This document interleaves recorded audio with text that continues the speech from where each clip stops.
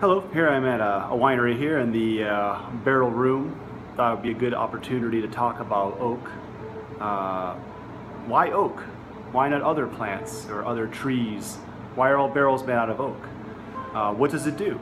So oak comes from two types of trees. It comes from the American oak, known as Quercus alba, and it grows all across the United States. The American oak from too far north is considered too tannic. American oak from too far south, the United States, is considered sappy. So we kind of want oak right kind of in the middle. I think like Missouri is a good state for oak. Oregon now is starting to produce it as well. American oak is a little bit stronger of an oak flavor. It is has more dill, sweeter, more vanilla flavor. And so American producers here make barrels and sell it to the bourbon industry, of course, and to wine as well. Wine mostly in North and South America, Rioja, obviously California buys a lot.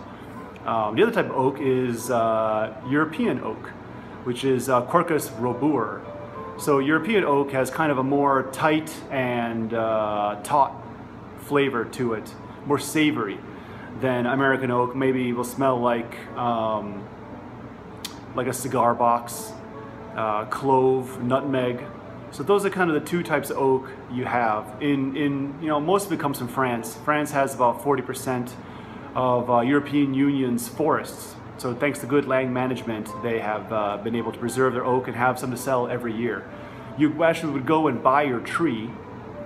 Trees are it can be as little as 80 years old, but usually around the 120 to 200-year-old tree, and it'll be your tree, and you would cut it down and make the barrel yourself.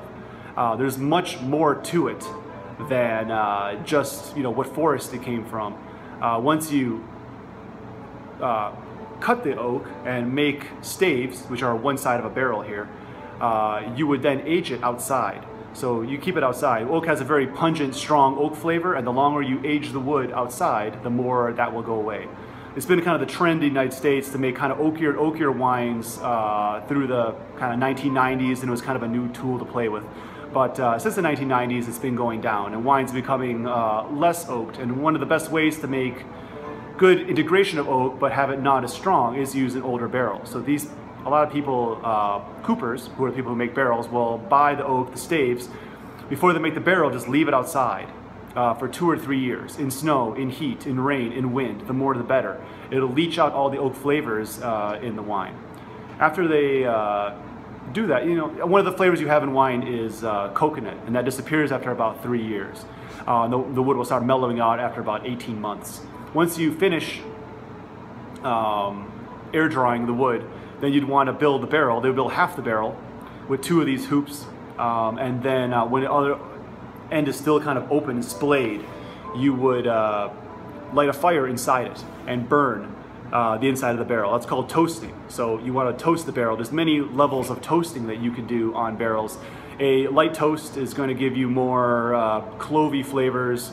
A more heavy toast, or having a fire in it for a long time, chars it black, and you get more into like caramel and coffee and chocolate and those type of flavors. So winemakers look at barrels as kind of a spice kit.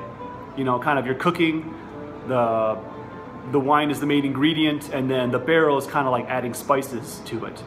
And so you can do all kinds of different things to it. Thank you very much for watching my video. I will show some of these barrels quickly because they're all kind of different. So you can see these are kind of French one, Trouille. This is Demptos from Bordeaux. Here we have Boots, I believe that's in Burgundy. We have Leroy, which is on Burgundy as well. We have an Eastern Selection, which is probably built in Napa, but Eastern Selection might be American wood, or it might be from the east coast the east side of Europe. Russia, Czech Republic also make a lot of oak. But you can see here, Saury, moving along, Sylvain. So you can see just in this little tiny barrel room here with, I don't know, 25 barrels in it, there are just about 10 different producers of oak. So one of the most difficult things about making wine. Done well, it'll adorn and enhance the wine. Done poorly, it sticks out like a sore thumb, and you could really smell and taste the oak over everything else. Hope you enjoy the video.